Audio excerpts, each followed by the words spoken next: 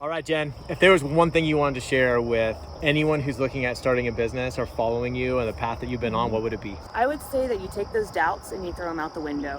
What if I mess up? What if I make a client mad? What if an animal gets hurt?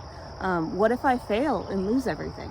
You know, and those were scary thoughts, but when you can move past that and you can visualize and see at the end what it is that you want and what you can achieve, and you just make that choice to do it, that's when your dreams come true. We've been with you on a bit of this journey. Mm-hmm. And so I can tell you that when we first met Jen, she was not like she is right now. No. That there was fear about so much stuff. There was fear even about if she knew what was good for her business, when you knew what was good for your business, I would choose not to do it. And you wouldn't do it because maybe you would offend an employee. Yep.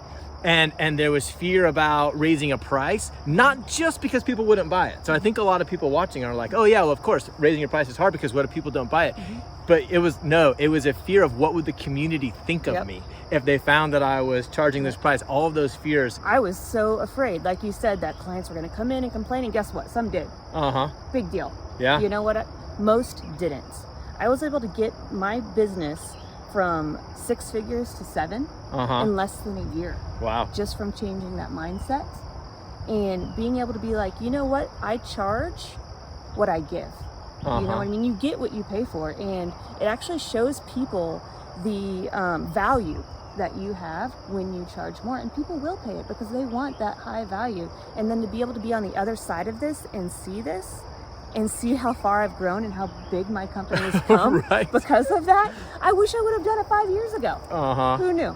And tell me what it is. So I'm going to ask you in a few categories of your life, what is better, like now that you look at where you are now, and so there's a big cost in terms of like emotional capital, in terms of making this big jump, scary jump to say, I'm going to raise my prices from this to this. How has it benefited your relationship with your kids? It's huge. I can put them in private school now because I've been able to bring in higher quality employees because I can afford to pay them more because those prices are higher, and that takes stress off me. There's so much stuff that I used to have to do day in and day out that wasn't necessary that I don't have to do anymore. Now I can go home and I can spend time with my kids, and I can have those boundaries, and I can have people do the work for me because of those prices I was able to set. What is your favorite thing you've been able to do with your kids in the last like 14 days? My goal is at least once a month to leave town for the weekend with them. Something I could have never done because I was working every weekend, every Sunday. My phones were constantly ringing. Now we're going to San Antonio, we're going to Houston, we're going out of state. You want to go to Kalahari? Let's go. And just to be able to spend that quality time with them consistently and do fun things and build those memories. Yeah, that's awesome. How old are your kids? They are 11 and 12. 11 and 12. Yep, back to back. Looking at them, because they're both bigger than me now. Like, how did they get taller than me? I'm the small one in the family. And the fact that they're going to be leaving soon, they're about to get this keys to their car, they're going to go off to college, they're going to start their own businesses. That time is limited now that I have. And I'm not going to waste my time grunting day in and day out. So when you completely change that mindset, whether it be, like you said, firing the toxic people, I mean, that changes everything, to charging more, to trusting yourself to put people in the right positions to where they excel. It gives me all that time to spend with them and cherish those last couple years I have with them in their childhood. And you said trusting yourself. Yes, it's huge. And so now you trust yourself. 100%. Did you make any errors along the way? Absolutely. that is so, I think that's so important for everyone, because it's like we have this sneaky belief that I'll trust myself once I'm perfect. Yeah. And so how do you do that? How do you make an error and you still trust yourself? I call errors opportunities at this point. Every time I make a mistake, because I'll probably make one again in the next couple of weeks, maybe I'll make one today, and I'm learning from it. And when I learn from those mistakes, it actually makes my business stronger, and it makes me stronger, because even though I made those mistakes, the world didn't fall apart. My business didn't crumble. It was an opportunity to learn, to know that it's not the end all when you make a mistake. I love it. And I love the peace that comes with it. So much peace. Yeah. And I love you talking about that your confidence is not in navigating error-free. It's that you know how to respond 100% when the error shows up. So just to take it further, all of this, again, emotional capital, doing the hard things, being willing to experience this if that's hard, changing your mindset, renewing your mind, awesome with your kids. Now tell me how it's benefited your physical health. Well, I have time to actually, number one, rest. That was my big thing. I wasn't resting. I was exhausted. It'd be 12:30 at night and somebody would send an email in and I'm responding to an email. Why am I doing that? Urgency. Yeah, I feel like if I'm not doing this right now. So I was exhausted. But now with the free time, not only do I have that chance to rest when I am exhausted, but I have a chance to go hiking. You know I love to hike. I do. Like, that's my thing. That's why we're out here. Yeah, that's why we're here. Like, you know, give me my little pack and let me go out and get 10, 15 miles in if I can. And I love it. And then I can show up fresh to my business too. It's a win-win. And I show up fresh for my family. Yeah, that it's awesome. And I know Jen's been through some health struggles. Yeah. There's been some tough times, and Huge. even like, I know we talked through potential surgeries that we're going to have recovery times afterwards. And there's been a lot of stuff.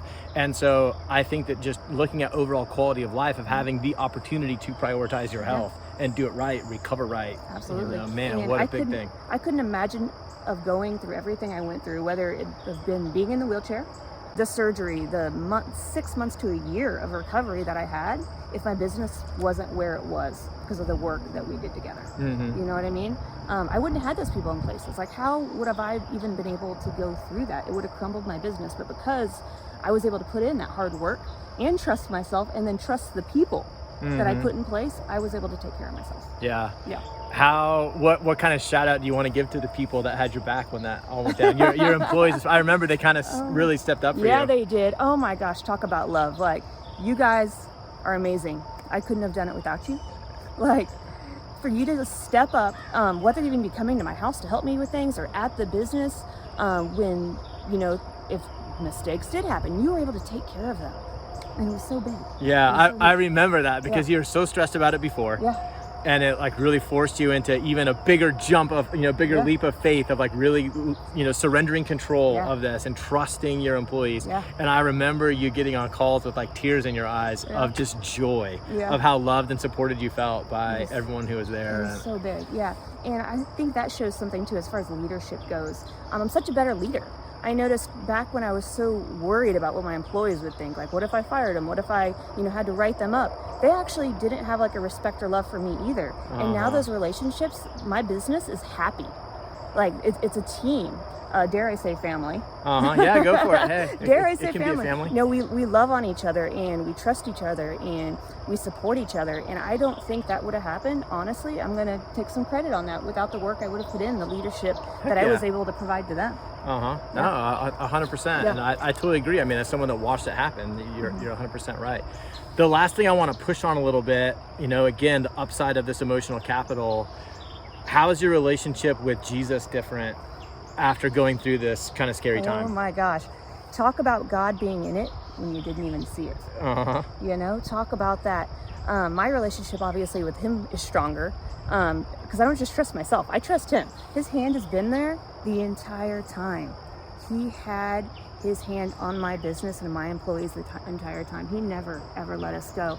And my office, we actually call it the prayer closet. That's awesome. I didn't know that. Yeah, we call it the prayer closet. Like, we are just converting people left and right. And we bring people in, we anoint them with oil, we lay hands on them, and we pray over them.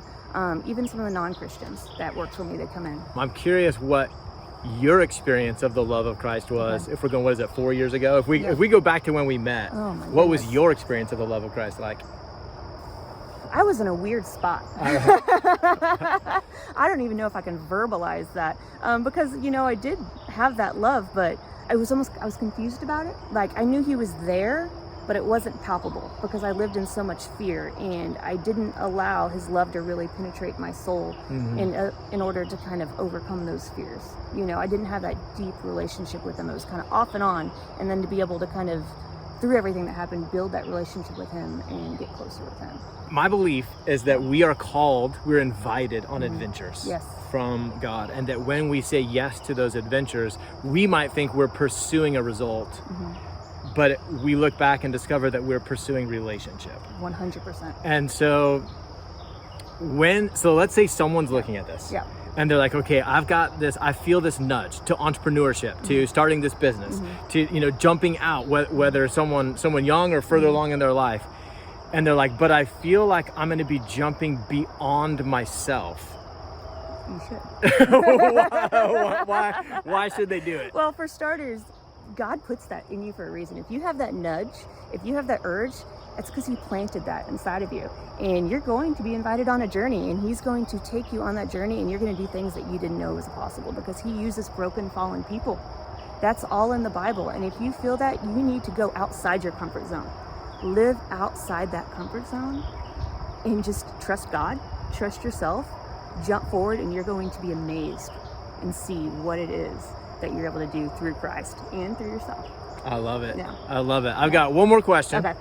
Because Whit and I have been noticing that we preach this, and then every once in a while God's like, hey, are you listening to yourself?